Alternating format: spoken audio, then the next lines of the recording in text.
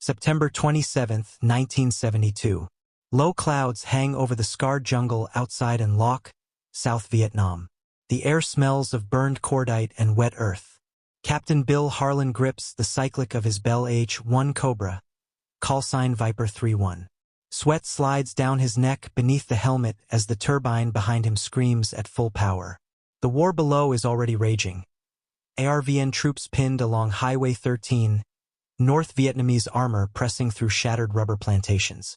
Viper 31, you are cleared hot, crackles the radio. Beside Harlan, his co-pilot and gunner, Lieutenant Dave Morales, lowers his visor and steadies the sight. The Cobra banks hard left, its narrow fuselage slicing through mist like a blade. Below, dark shapes move between tree lines, Soviet-built tanks supplied to Hanoi. The Cobra dips its nose. Morales squeezes the trigger. The 20mm cannon erupts. The M197 20mm cannon spins at terrifying speed, spitting fire. Shell casings cascade into the wind.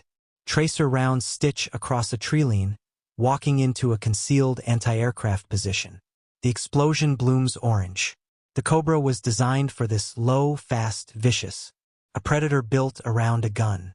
Thousands of miles away, analysts in Moscow had once laughed at it. When the United States introduced the Cobra in the late 1960s, Soviet observers dismissed it as crude. A primitive gun truck, some called it. A thin-skinned helicopter with a narrow body and exposed rotor system, easy prey, they believed, for modern jets and air defenses.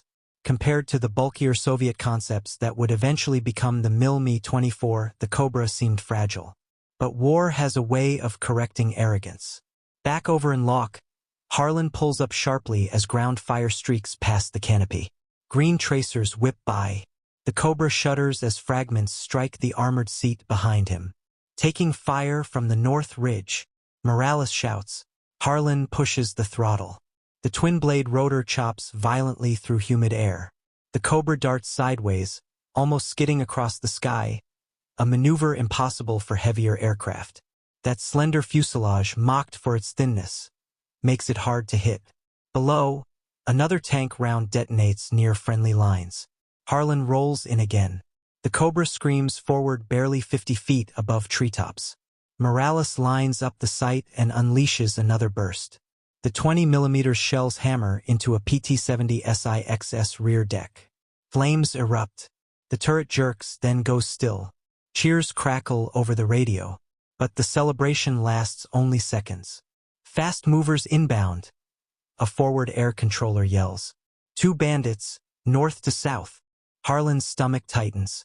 North Vietnamese pilots, trained on Soviet doctrine, had recently begun more aggressive air activity near contested zones. And among the aircraft they flew was the legendary MiG-21, a supersonic interceptor capable of Mach 2. A helicopter versus a jet fighter. It should not be a contest.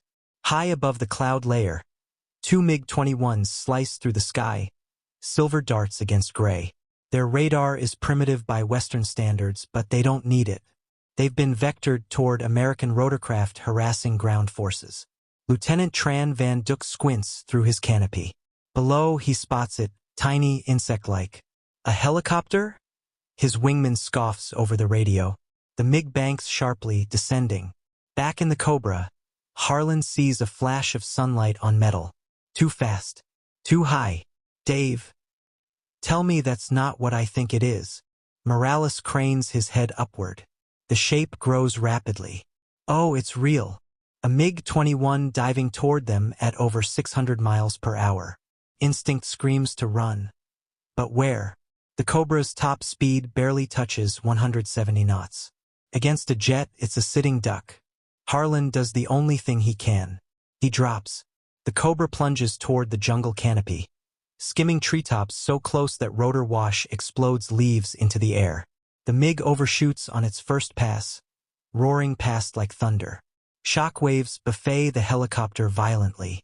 Dyck pulls up, irritated. The helicopter didn't behave as expected. Instead of panicking upward, it dove into terrain. Circle back, he orders. On the ground, soldiers stare upward in disbelief. A gunship and a jet circling. Harlan breathes slowly, forcing calm. Dave, he says quietly. If he comes in low enough, can you track him? Morales doesn't answer immediately. The 20mm cannon was meant for ground targets. But it could elevate. And at close range, even a MiG's aluminum skin would not enjoy high explosive shells. He'd have to make a mistake, Morales finally says. Above them, the MiG banks again, this time lower. Too low. The Cobra swings around a clearing, hugging the terrain.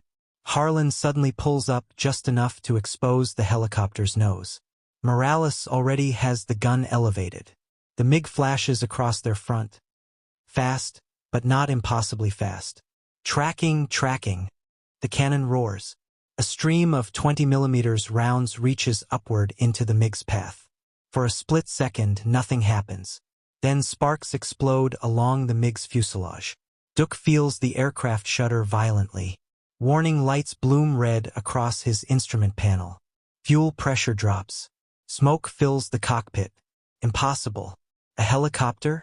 He tries to climb, but the engine coughs. Flames lick along the wing root. Duke ejects seconds before the MiG-21 spirals downward, smashing into jungle beyond the ridge. Silence follows. In the Cobra, Morales stares at the smoke column rising through broken cloud. Did we just? Harlan exhales slowly. Yeah, he says. We did. On distant Soviet desks, the theory of primitive American helicopters would soon meet a disturbing footnote. The smoke column is still clawing at the sky when the radio explodes with overlapping voices. Splash 1 MiG. Splash 1 MiG. Confirm kill. Confirm kill. Harlan doesn't celebrate. There were 2, he says quietly. As if summoned by the words, the second MiG-21 screams overhead. Higher this time. The sonic crack ripples across the jungle canopy. Leaves flutter violently in its wake. Lieutenant Tran Van Duke's wingman, Senior Lieutenant Pham Ngoc Bin, has just watched his leader fall from the sky, parachute blossoming against smoke. Shock tightens his grip on the stick. A helicopter. A slow, fragile American helicopter just destroyed a supersonic interceptor built in Soviet factories. Anger replaces disbelief. He rolls inverted and dives. Below, the Bell AH-1 Cobra darts between patches of jungle and torn clearings, hugging terrain so closely its rotor wash bends palm trees flat.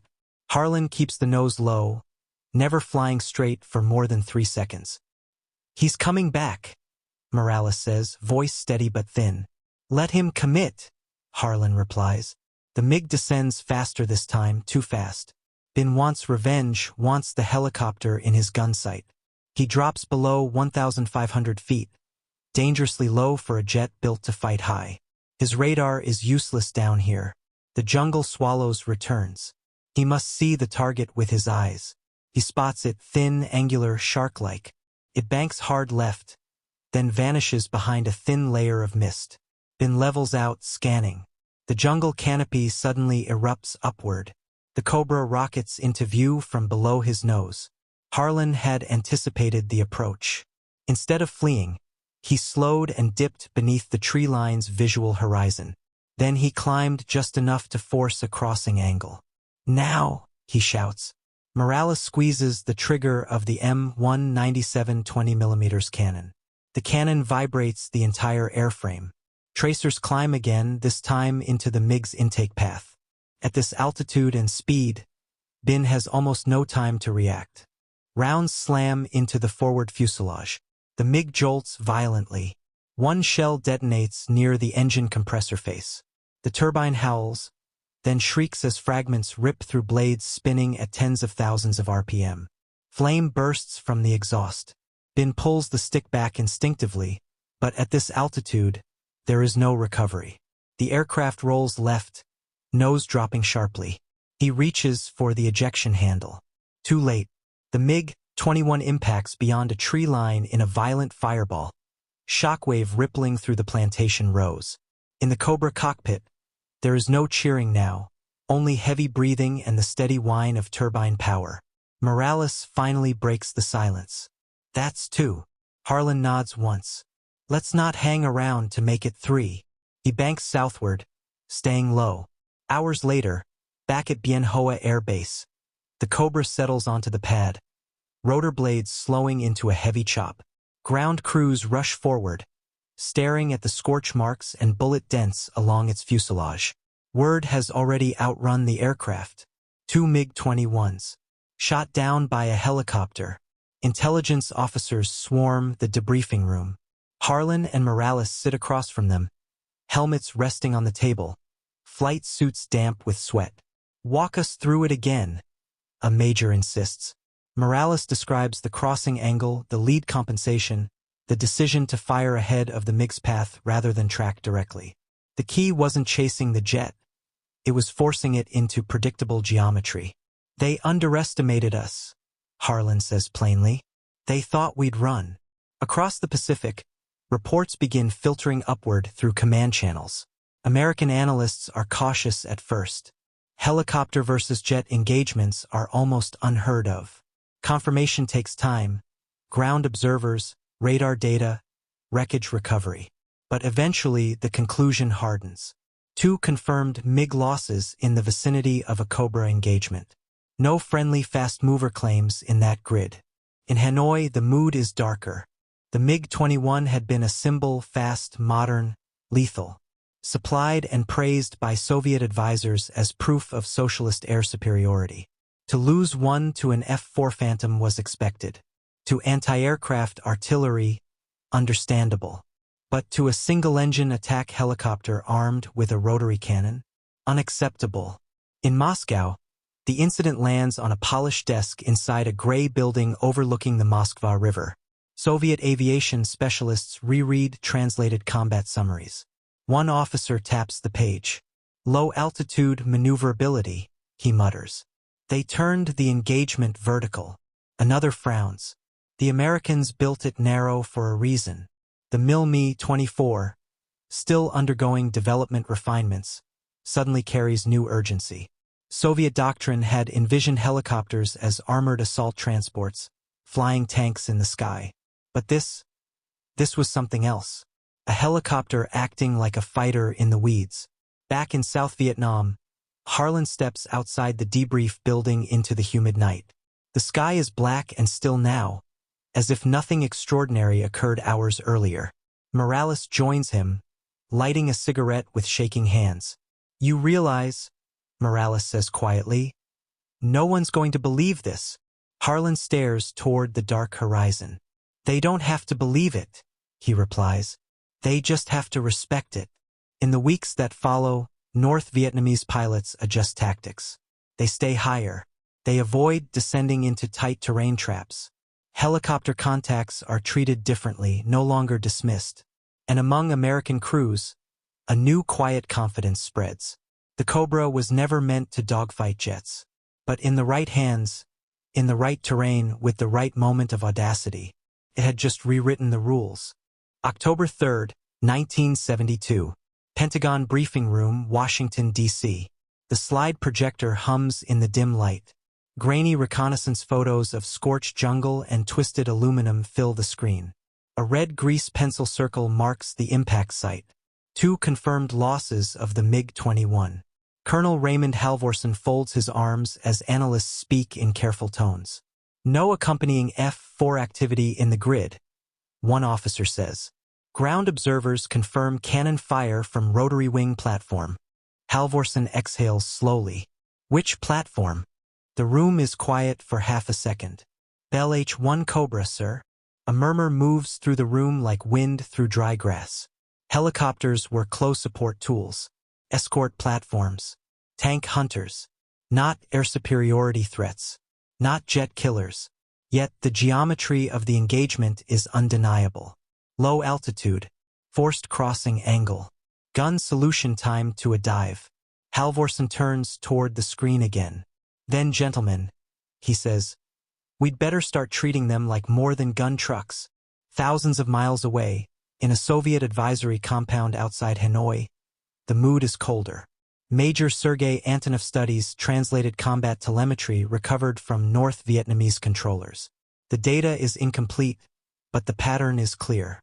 Both MiGs descended aggressively below 2,000 feet. Both engaged a slow-moving target in terrain. Both were destroyed by cannon fire. Antonov removes his glasses and rubs his temples. Why would they dive? A Vietnamese liaison asks. Because they believed speed made them invulnerable. Antonov replies flatly. He walks to a chalkboard and sketches a simple diagram. Jet dive angle, helicopter lateral movement, predicted intercept point. The helicopter did not chase, he explains. It forced crossing geometry. The jet flew into a wall of shells. Another advisor shifts uncomfortably. But the Cobra is lightly armored. Antonov nods. Yes, and narrow. Hard to see head-on. Difficult radar return near terrain. It exploited our assumptions. Across Soviet aviation circles, discussions about rotary wing combat begin to shift. The MiG-24 program, already envisioned as a heavily armed assault helicopter, receives renewed emphasis on forward-firing cannon integration and pilot visibility. Not because helicopters were meant to duel jets, but because no aircraft could afford to be predictable. Back in Vietnam, the war does not pause to analyze doctrine. October 12, 1972. Near the Cambodian border, Captain Bill Harlan is airborne again. The jungle is quieter today, thick haze blurring the horizon. His Cobra vibrates steadily beneath him, familiar now in a way only combat machines can become. Morales scans the sky instinctively. Think they'll try it again? He asks. They'll think twice, Harlan replies. Intelligence reports indicate MiG patrol patterns have shifted. Higher altitudes, faster slashing passes. No more steep dives into the weeds unless absolutely necessary. The psychological effect is subtle but real. The Cobra had not merely destroyed 2 aircraft. It had planted doubt. Late afternoon, a forward air controller calls in movement along a river bend. Trucks attempting to resupply a contested sector. Harlan rolls in low, sunlight flashing across the Cobra's canopy. The M197 20mm cannon chatters again, ripping through canvas-covered vehicles. Secondary explosions bloom along the riverbank. Ground fire answers immediately. Heavy machine guns rake the air. The Cobra shudders as rounds crack past the cockpit. Warning lights flicker briefly, then stabilize. This is the world the helicopter was built for: violent, intimate, unforgiving. Suddenly, Morales stiffens. Radar warning spike, brief, high altitude. Harlan glances upward. A thin contrail cuts across the upper sky, far above engagement envelope. A MiG, but it does not descend. It observes. Then it turns away. Harlan watches it disappear into haze. They learned, Morales says quietly. Yeah, Harlan answers. They did. Winter approaches. Combat tempo shifts. Rumors of peace negotiations circulate through both sides.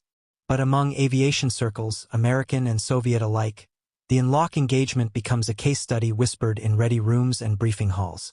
Not because helicopters would suddenly dominate jet fighters, but because the incident exposed a flaw in certainty. Speed was not invincibility. Altitude was not immunity. And primitive did not mean powerless. In Moscow, Antonov closes a folder stamped confidential. He stares out the window at the gray skyline, thoughtful. War, he mutters to himself, is not decided by what is modern, but by who adapts. Back in Vietnam, Harlan walks across the tarmac at dusk, rotor blades ticking as they cool.